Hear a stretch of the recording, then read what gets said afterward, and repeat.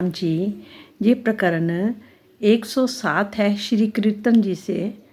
ये प्रकरण बताया गया है कि सच्चिदानंद परब्रह्म जो है वह शब्दों से परे है, यानी शब्दातीत।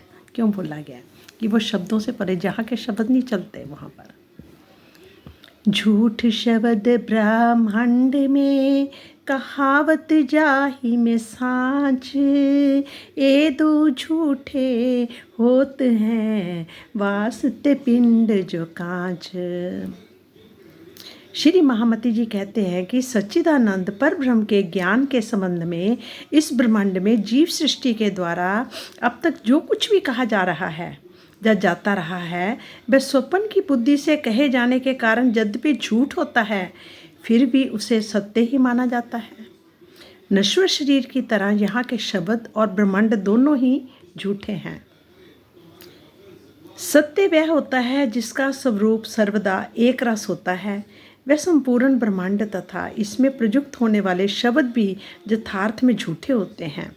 यद्यपि संसार में यही मान्यता है कि जब तक ब्रह्मांड दिख रहा है तब तक ये सत्य है, जब तक ये ब्रह्मांड दिख रहा है तब तक ही सत्य है, और इसके शब्द भी नित्य हैं, किंतु ऐसा प्रभाव में तो माना जा सकता है किंतु मूल रूप में नहीं। ये मोह सागर यानी महामाया ही मिथ्या है। ये मतलब मोह सागर जो है जे जहाँ महामाया है ये वाली, तो ये मिथ्या है, तो उससे उत्पन्न होने वाले शब्द एवं ब्रह्मांडों को सत्य कैसे माना जा सकता है। ए लगे दो सुनने को निराकार शामिल, निरंजन जहाँ निर्गुण सो भी रहे न मिल। शब्द और ब्रह्मांड दोनों की ही उत्पत्ति शून्य निराकार से हुई है। अवश्य अंग प्रत्यंग या आकृति से रहित होने के कारण उसे ही निरंजन कहते हैं। निरंजन किसे कहते हैं? अंग प्रत्यंग या आकृति कोई ना हो तो उसको निरंजन बोलते हैं। तथा ब्रह्म के सत्य चित्त आनंद अद्वैत आदि गुणों से रहित होने के कारण निर्गुण कहते हैं। ब्रह्म किसे कहते हैं? तो सत्य चित्त आनंद यानी सच्चिदानंद, आनंद का स्वरूप, और उसे ही अद्वैत आदि गुणों से रहित होने के कारण उसे निर्गुण कहते हैं। एक साइत पैदा हुए और फना हो सी एक बेर, ए क्यों पावे अद्वैत को जो ढूंढे माही अंधेर। निराकार शून्य से शब्द और ब्रह्मांड एक साथ ही पैदा हुए हैं। मतलब निराकार या शून्य समझ लो, ये शब्द और ब्रह्मांड एक साथ ही पैदा हुए हैं तथा एक साथ ही लय को भी प्राप्त हो जाएंगे, एक साथ ही लय को प्राप्त होंगे। जो लोग इस अंधकार में मायावी जगत के कारण कण कण में स्वलीलाद्वैत सच्चिदानंद परब्रह्म को ढूंढना चाह रहे हैं। मतलब कि सब लोग कहते हैं ना ब्रह्म सत्य है, ये तो सब बोलते ही हैं, पर ब्रह्म इस संसार में हर जगह ब्रह्म ही ब्रह्म है, ब्रह्म नहीं ब्रह्म है। ये संसार नाशवान है, ये ब्रह्मांड नाशवान है, और कहते हैं कि हम इसमें ही अपने सच्चिदानंद प्रीतम को ढूंढ रहे हैं। भला वे उसे कैसे प्राप्त कर सकते? जब इस संसार में ढूंढ रहे हैं तो उनको कैसे वो प्राप्त होगा? ये सोचने वाली बात है। अद्वैत ब्रह्म तो माया के अंधकार यानी तमस से सर्वथा परे है। अद्वैत ब्रह्म तो माया के अंधकार तमस से सर्वथा परे है। संसार के लोग तारतम ज्ञान से रहित होने के कारण रात्रि के घने अंधकार में ही सूर्य को खोजना चाह रहे हैं। परमात्मा सूर्य है तो कहते हैं सूर्य के समान ही माना गया, प्रकाशमान ज्योति में जो भी कहते हैं सब कहते हैं। तो पर कहते हैं कि वो तारतम ज्ञान जब तक नहीं मिलेगा तब तक वो रात्रि के घने अंधकार में सूर्य को खोजना चाह रहे हैं। मोह तत्व मोह सागर से ही असंख्य ब्रह्मांडों तथा शब्द की उत्पत्ति होती है तथा लय भी उसी में होती है। मोह तत्व जो है मतलब यानी कि मोह सागर से ही, मतलब मोह सागर से ही असंख्य ब्रह्मांडों तथा शब्द की ही उत्पत्ति होती है।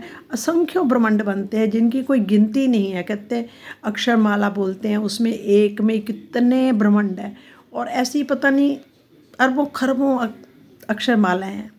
तो मतलब ब्रह्मांडों का गिनती नहीं है। ए न्यारे को क्यों पावही पेदास सारी इन, सत शब्द ब्रह्मांड में आया पर ए ना छोड़े कोई सुन। ए न्यारे को क्यों पावही पे दास सारी इन, महाशून्य महामाया से ही इस सृष्टि, संपूर्ण सृष्टि की उत्पत्ति हुई है। महामाया से ही मतलब आदि नारायण से ही। भला इस सृष्टि के प्राणी महाशून्य से परे उस द्वैत ब्रह्म को कैसे पा सकते हैं? परम धाम का ज्ञान शब्द रूप श्री कुलजम स्वरूप में इस ब्रह्मांड में आया हुआ है, लेकिन इस संसार के लोग निराकार शून्य को छोड़ने के लिए तैयार ही नहीं है। कोई भी अपने कारण को उल्लंघ नहीं पाता। अव्याकृत ही यानी अक्षर ब्रह्म का जो मन है उसको बोलते अव्याकृत। अव्याकृत ही स्वप्न रूप में आदि नारायण के रूप में प्रकट होता है।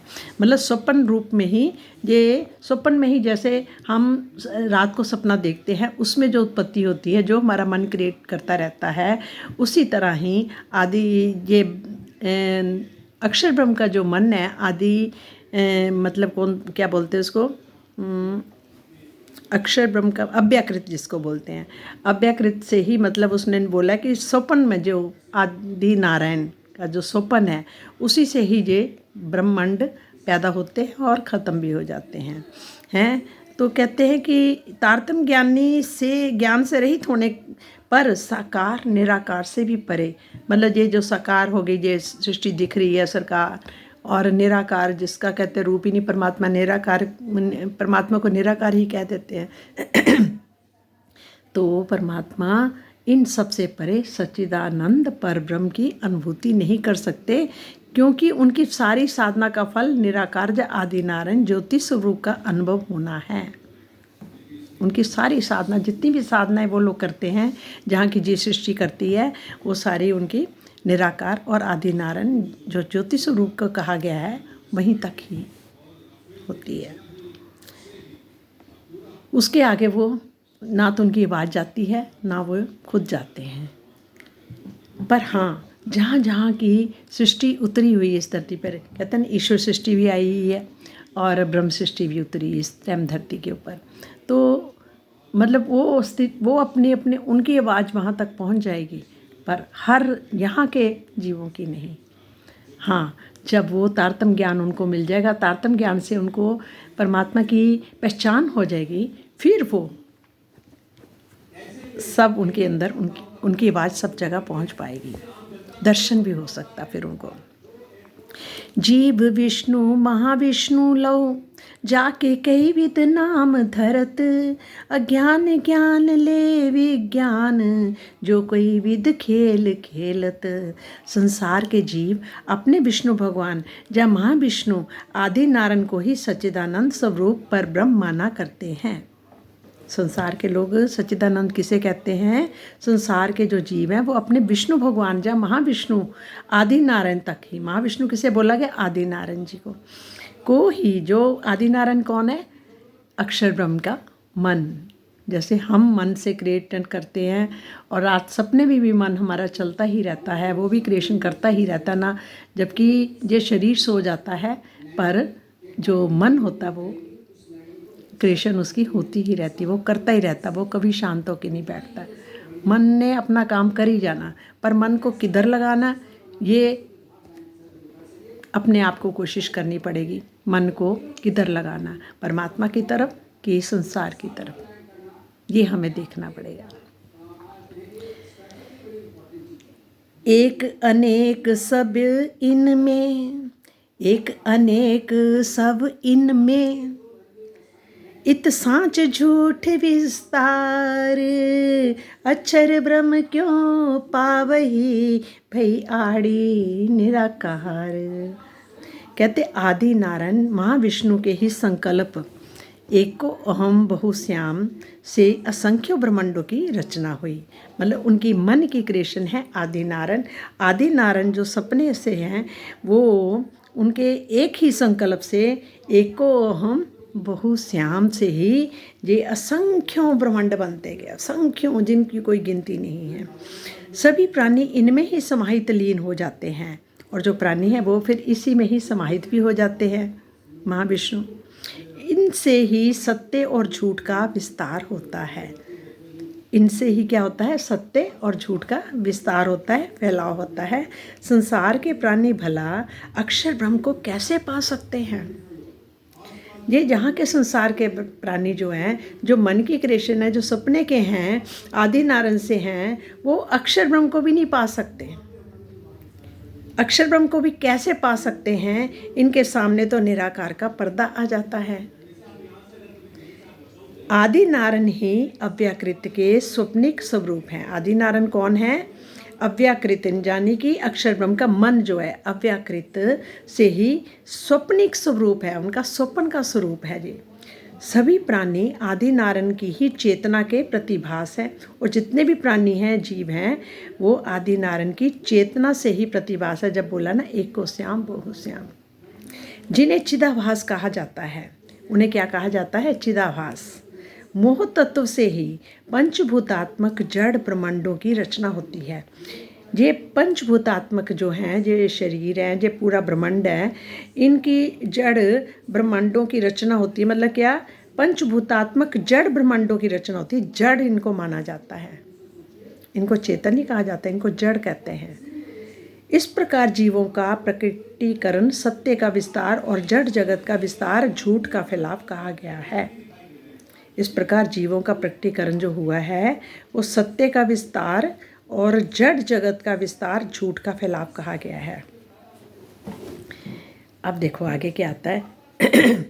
अक्षर अक्षरातीत कहा वही, सो भी कही अतीत शब्द, शब्दातीत क्यों पावही, ये जो दुनिया हद। अक्षर अक्षरातीत कहा वही, सो भी कहियत इत शब्द। कहते हैं कि अक्षर और अक्षरातीत शब्दों का उच्चारण भी इस संसार में केवल समझ में आने के लिए ही किया गया है। कौन से? समझाने के लिए ही अक्षर और अक्षरातीत। अन्यथा ये तो शब्दों की परिधि से सर्वथा ही परे हैं। वैसे ये जहाँ के शब्दों से परे हैं, और भला हद के जीव उस शब्दातीत पर ब्रह्म को कैसे पा सकते हैं? कैसे पा सकते हैं? पांच तत्व गुण तीनों ही, एक गोलोक 14 भवन, निर्गुण शून्य जा निरंजन, जो पैदा त्यो ही पतन। पांच तत्व गुण तीनों ही, एक गोलोक 14 भवन। पांच तत्व में क्या आता है? आकाश, वायु, अग्नि, जल और पृथ्वी। आकाश और वायु, अग्नि और जल और पृथ्वी, और 3 गुण क्या इसमें है? सत्व रज तम गुण। 14 लोगों का जो संपूर्ण ब्रह्मांड तथा महाशून्य निर्गुण या निरंजन की जिस प्रकार उत्पत्ति होती है, उसी प्रकार उसका लय भी हो जाता है। उसी प्रकार लय भी होता है। सबसे पहले महाशून्य, मोह तत्व, निरंजन, निराकार, निर्गुण। किसकी? महाशून्य में क्या होता है? मोह तत्व, निरंजन, निराकार, निर्गुण की उत्पत्ति होती है। उसमें सत्व, रज और तम का प्रकटीकरण होता है। तत्पश्चात पंचभूतात्मक, जो पंचभूतात्मक 14 लोक के इस ब्रह्मांड जैसे असंख्यों ब्रह्मांडों की उत्पत्ति भी हो जाती है। जैसे कहते हैं ना, उसमें आता है भागवत में, पहले अंडे हुए, अंडों में से कितनी देर तैरते रहे, फिर उसमें से जैसे उत्पत्ति हुई है, वो सारा बताते हैं। कहते हैं ना, उसमें से भी क्या है, जो मतलब कि जो क्या नाम है, आदि नारायण। हाँ, आदि नारायण जो हैं, मन की क्रिएशन है ना, सपने की क्रिएशन है। जैसे पुरुष सो रहा है और प्रकृति जाग रही है, तो पुरुष सोरे में सपना देख रहा है, और ये सपना ही चल रहा है उसका। ये ब्रह्मांडे जितने भी उत्पत्ति होती है, तो कहते हैं कि उनसे फिर आगे आदि नारायण से क्या हुआ? लक्ष्मी नारायण। लक्ष्मी नारायण से क्या हुआ? त्रिगुण। कौन? ब्रह्मा, विष्णु, महेश, तीनों। फिर ये 14 लोगों के वो जैसे जहाँ पे है प्रधानमंत्री है, वो है, ये जहाँ के परमात्मा, समझ लो कोई सृष्टि को रच रहा है, कोई उसको ख़त्म कर रहा है, कोई उसको पालन पोषण कर रहा है, ये सब है चल रहा है। ये सुपना नींद सूरत का खेले अक्षर आत्म, हम भी आए देखने खस्म के हुक्म। अब यहाँ आके खेलता है कि हम भी आए इस खेल में।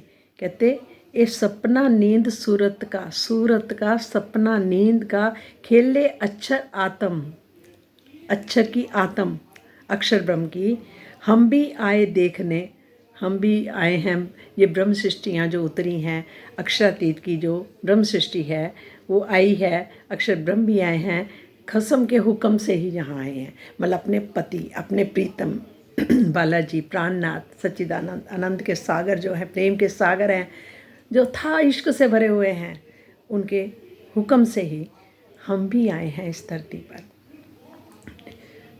शरीर से नहीं आए, सुरता से आए। अब ये देखो, स्वप्न का ये ब्रह्मांड अक्षर ब्रह्म की सूरत की नींद में बना है।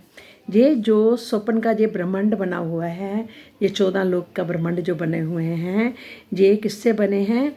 स्वप्न का ये ब्रह्मांड अक्षर ब्रह्म की, अक्षर ब्रह्म जो है, जैसे एक तो अक्षरातीत हैं, ठीक है, और फिर एक उनका एक और अपना स्वरूप है जिसको बोलते सत्ता का स्वरूप, उसको बोलते अक्षर ब्रह्म। वो दोनों का परम धाम के अंदर ही निज घर, जाने कि उनके रंग महल हैं। एक जमुना जी बीच में है, उसके एक तरफ अक्षरातीत और एक तरफ अक्षर ब्रह्म, उनके महल बने हुए हैं, रंग महल बने हुए हैं, जहाँ अपनी सुरताओं के साथ, अपनी अंगनाओं के साथ रहते हैं। और पर क्या है, अक्षर ब्रह्म का जो सत्ता जो आगे चल रही है वो परम धाम में रहते, पर उनकी सत्ता का स्वरूप जो आगे चल रहा है वो है जोग माया, यानी बेहद का मंडल, जो निराकार से परे है, बेहद का मंडल। और बेहद का मंडल जो है उसमें उनकी सत स्वरूप, उनका केवल स्वरूप, उनका सबलिक ब्रह्म और चित्त जिसे बोलते हैं, और अव्याकृत ब्रह्म। अव्याकृत में क्या है? मन का स्वरूप जो है। ये चार उनके, जैसे हमारे शरीर के भी ये 4 स्वरूप होते हैं ना, उसी तरह से वहाँ भी यही है, वहाँ भी इसी तरह से ही है। अब देखो, स्वप्न का ये ब्रह्मांड अक्षर ब्रह्म की सूरत की नींद में बना है, ठीक है, ब्रह्म की सूरत की नींद में बना है, और जिसमें अक्षर ब्रह्म की आत्मा खेल रही है। स्वप्न का ये ब्रह्मांड जो है अक्षर ब्रह्म की सूरत यानी नींद से बना हुआ है, ये वाला नींद सपने से बना हुआ है, और जिसमें अक्षर ब्रह्म की आत्मा खेल रही है। और उनके अंदर क्या खेल रहा है? मतलब अक्षर ब्रह्म की आत्मा। धनी के हुक्म से हम भी इस खेल को देखने के लिए आए हुए हैं। हम कौन है? जो आत्माएं, जहाँ पर जिसको आत्मा बोला जाता है, वो है ब्रह्म सृष्टि आई हुई है, और ईश्वर सृष्टि भी यहाँ आई हुई है इस धरती पर। 400 साल हो चुके हैं जहाँ पे आए हुए। एक तो पहले कृष्ण के टाइम आए, फिर रास में, फिर तीसरी बार इस जागनी ब्रह्मांड में। अक्षर ब्रह्म के मूल स्वरूप में सृष्टि सृजन की इच्छा होती है। मतलब कि अक्षर ब्रह्म जो हैं, जो उनके सत्ता का स्वरूप है, अक्षरातीत ब्रह्म परमात्मा का, उनका जो सत्ता का स्वरूप, उसको बोलते हैं अक्षर ब्रह्म के मूल स्वरूप, जो उनका मूल स्वरूप है, उसमें सृष्टि सृजन की इच्छा होती है। मतलब उनके अंदर जैसे होता है ना, मैं सृष्टि की रचना करूं, इच्छा आती है, उनके चित्त में एक इच्छा जागृत होती है। तो वह सत्य स्वरूप केवल से होते हुए, मतलब उनका बोला ना पहला सत्य स्वरूप, फिर सत्य स्वरूप से होते केवल से होते हुए, फिर सबलिक में आती है, फिर अव्याकृत का महाकारण ही सबलिक का स्थूल कहलाता है। इस प्रकार अव्याकृत में स्थित पुरुष महाकारण की सुरता को ही सबलिक सूरत कहते हैं। इस प्रकार अव्याकृत हैं जो मन है, मन में स्थित जो पुरुष है, महाकारण की सुरता को ही, उनकी जो सुरता होती है उसको ही सबलिक सूरत कहते हैं, सबलिक सूरत कहते हैं। जो स्वप्न में आदि नारायण के रूप में प्रकट होती है। जो स्वप्न के अंदर फिर क्या प्रकट होता है? ये स्वप्न के आदि नारायण है, जो सपने में आता है। जैसे उनके अंदर इच्छा होती है, जागृत होती है, तो फिर सतपुरुष जो उनके 4 बताए हैं स्वरूप, सतपुरुष, केवल और सबलिक और आदि नारायण हैं। तो मतलब उन्होंने बोला है जो स्वप्न में आदि नारायण के रूप में प्रकट होती है, मतलब कि इसमें बोला गया कि अव्याकृत का महाकारण, जो मन है ना, अव्याकृत बोलते हैं, उसका जो महाकारण आता है। जैसे हमारे भी क्या है, ये स्थूल शरीर हो गया, इसमें एक सूक्ष्म होता है, वो भी प्रकाश का होता है, पूरे अपने इसी स्वरूप में होता वो, पर होता प्रकाश का। फिर आता है सूक्ष्म के बाद आता है कारण शरीर आता है। कारण शरीर भी प्रकाश का ही होता है। इसका इस हिसाब से मैंने एक जगह पढ़ा था कि स्थूल शरीर है कर्म भूमि, ये कर्म भूमि है, इससे हम कर्म करते हैं, ठीक है। और सूक्ष्म शरीर होता है इसका वो लेखा जोखा, जिसको बोलते हैं चित्रगुप्त बोलते हैं, है ना, इसका पूरा हिसाब किताब रखता है सूक्ष्म शरीर। और कारण शरीर होता है उस लेखे को देखना, करना, कैसे नहीं करना, ये सारा लेखा उसके होता है। जिसको मारना है, जिस जगह पर मरना है वहाँ ले जाएगा, जिसको नहीं मारना उसको वहाँ से निकाल के भी ले आएगा। ये लेखे जोखे का काम कारण शरीर करता है। और महाकारण, अब महाकारण क्या हो जाता है, ये परमात्मा का स्वरूप भी माना जाता है। क्यों?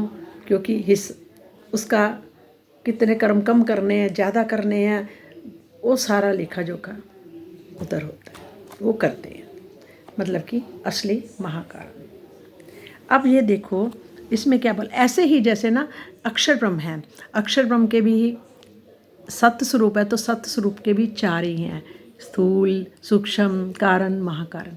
ऐसे ही केवल ब्रह्म के भी ऐसे 4 हैं, ये 4 शरीर ही माने जाते, समझ लो स्वरूप उनके। उसके बाद फिर नीचे आता सबलिक, सबलिक चित्त आ जाता है, चित्त के अंदर जो होता है, ये कहता ना बुद्धि आती है, बुद्धि केवल बुद्धि का होता है।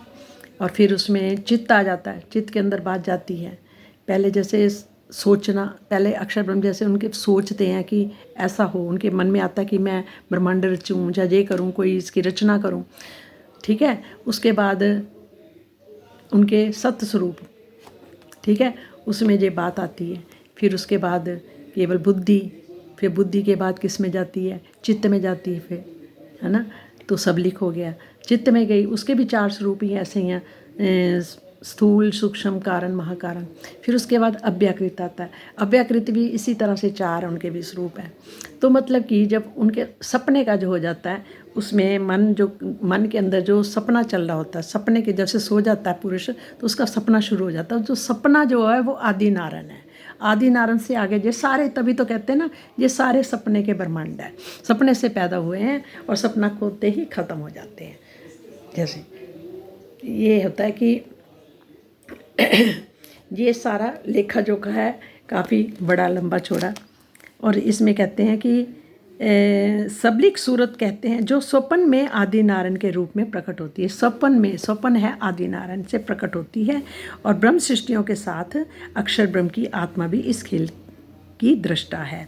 ब्रह्म सृष्टियाँ भी जहाँ पर उनकी नज़र उतरी हुई है, नज़र को बोलते आत्मा, सुरता, ध्यान, कुछ भी बोलो। जैसे अब मैं बैठी हूँ, ठीक है, और मेरा ध्यान कहीं चला गया, मैं बात आपसे कर रही हूँ, ठीक है, आप मेरे से बात कर रहे हो, और जब मेरा ध्यान कहीं चला गया, ध्यान कहीं और चला गया, तो मैं बात इधर की देखते हुए भी सुन नहीं पाती, है ना, नहीं सुन पाती ना, हम लोग नहीं सुन पाते। तो हमारी क्योंकि नज़र कहीं और चली जाती है, नज़र कहीं और चलेगी मतलब हमारा ध्यान चला गया, यानी हमारी सुरता चलेगी, हमारी आत्मा उधर।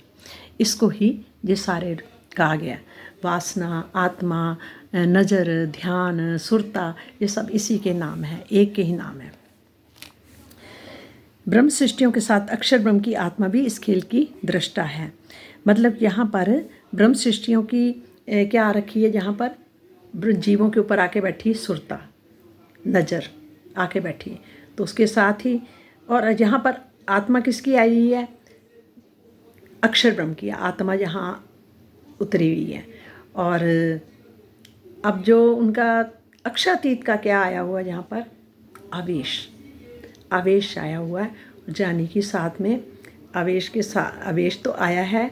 और मतलब कि उनके अपने हुक्म से जो उन्होंने जहाँ मतलब कि भेजा अपने हुक्म से, और वो हुक्म ने ही हुक्म मतलब उसका उनका अपना स्वरूप धारण कर लिया, हुक्म नहीं, क्योंकि वहाँ की हर चीज़ चेतन है। वहाँ का रेता का कण भी चेतन है, वहाँ के आभूषण भी चेतन है। परम धाम में अक्षातीत की हर चीज़ वहाँ पर चेतन है।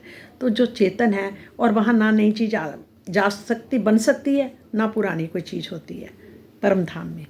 तो परम धाम के अंदर से उनकी जो अपनी ब्रह्म सृष्टि है, उन्होंने वैसे तो अनगिनत है, जिनका कोई संख्या है का नाम तक भी नहीं कर सकते कोई। उनकी सिर्फ 12,000 सुरताएँ इस धरती पर जीवों के ऊपर आके बैठी है, और अक्षर ब्रह्म की भी 24,000 सुरताएँ जीवों के ऊपर आके बैठी हुई है, और अक्षर ब्रह्म की आत्मा भी उतरी हुई है, और अक्षरातीत का आवेश इस धरती पे आया हुआ है। और अब जो मतलब कि अब इस खेल को ब्रह्म सृष्टियाँ को दिखाने के लिए ही नज़र यहाँ उतरी हुई है, और अब ये खेल का समय ख़त्म होने वाला है, और क्योंकि क़यामत का समय है, और अब ये सूरतें जब जाएंगी तो इकट्ठी जाएंगी, और आप तो अपने घर में उठना ही उठना है, क्योंकि वहाँ हमारे स्वरूप हैं, अपने स्वरूप हैं, पर आत्मा है, हमारे आत्मा स्वरूप है। और ये जीव जिनके ऊपर आके बैठी है, इनको भी अखंड मुक्ति मिलेगी, उनको भी अक्षर ब्रह्म के सत्य स्वरूप में पहली विष्ट मिलेगी। और ये सोचो, जो पहली विष्ट मिलेगी वहाँ क्या होगा, उनको परम धाम के हमारे प्रीतम, हम वहाँ की रूहों जैसा सब कुछ अपना स्वरूप उनको दे देंगे, और उनकी लीला प्रतिबिंब वहाँ की लीला जो होगी वो प्रतिबिंब लीला उनके अंदर होएगी, और वो प्रतिबिंब लीला सारी दुनिया देखेगी, सारे ब्रह्मांड भी देखेंगे। मतलब कि फिर एक परमात्मा की पूजा होगी, इन जीवों के ऊपर आके उनको अपना स्वरूप दे देंगे, उनकी पूजा होएगी। ब्रह्मा विष्णु महेश भी उनको पूजेंगे। इसलिए ये समय क्यों बोला गया कलयुग बड़ा अनमोल है, ये बहुत अनमोल समय है।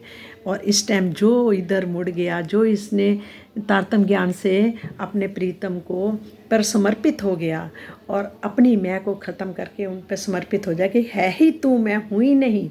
यहाँ इतनी तक जब अपनी प्रशंसा भी ना हो, कुछ भी ना हो, सचमुच ये चीज़ें कुछ नहीं कर रहे, हमारे हाथ में कुछ नहीं है। ये बोलने की ताकत भी इस मनुष्य के शरीर में नहीं है, ये सब बुलवाने वाला वो खुद। वो कहते हैं कि काम तो मैंने करना, वो खुद काम कर रहे हैं, ये हमारा हाथ में नहीं कुछ भी। हम जीरो हैं, जिसको कुछ ज्ञान ही नहीं, जिसको कुछ समझ नहीं है, जिसकी बुद्धि भी काम नहीं करती। ये मन बुद्धि से परे की बातें हैं। अगर हम मन बुद्धि से सोचेंगे तो हम नहीं समझ पाएंगे उसको समझने के लिए एक तो अपनी मैं को हटा के और मन बुद्धि से परे होके काम करना पड़ेगा, तब जाके हमारे प्रीतम हमें हम सबको मिलेंगे, सबको दर्शन होगा, सबको। और जोग माया में तो सबको ही दर्शन होगा। प्रणाम जी, शायद बहुत लंबा हो गया। चलो। ब्रह्म सृष्टि के कारणे खेल जो रचियाए, खेल दिखाए सत बतन महमत आए ले। ब्रह्म सृष्टि के कारणे खेल जो रचियाए, अपनी ब्रह्म सृष्टि को दिखाने के लिए ही ये खेल बना हुआ है। ये पहले का खेल नहीं, ये खेल बना है ब्रह्म सृष्टि को दिखाने के लिए। उनको खेल जो रचियाए, खेल दिखाए सतबतन।